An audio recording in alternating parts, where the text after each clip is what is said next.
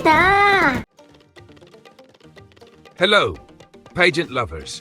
Usap-usapan ngayon ang naging papuri ni Miss Universe 2005, Natalie Glebova, para kay Miss Universe Philippines 2026, Bea Milan-Windorski sa kanilang pagkikita sa Myanmar. Ayon kay Natalie, agad siyang namangha sa kagandahan ni Bea at pabirong sinabi na tila may bago ng winner ang Pilipinas para sa Miss Universe. Mas lalo pang ikinatuwa ng mga fans nang ihambing ni Natalie si Bea sa dating Miss Universe 2002, Oksana Fedorova, isa sa mga beauty queens na naging inspirasyon niya noon upang sumali sa Miss Universe.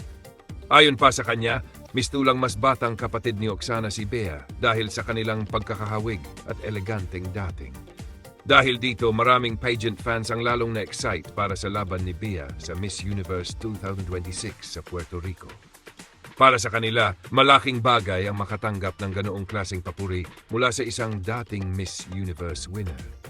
Sa ngayon, patuloy na tumitibay ang suporta ng mga Pilipino at international pageant fans para kay Bea habang papalapit ang isa sa pinakamalaking kompetisyon sa mundo ng pageantry.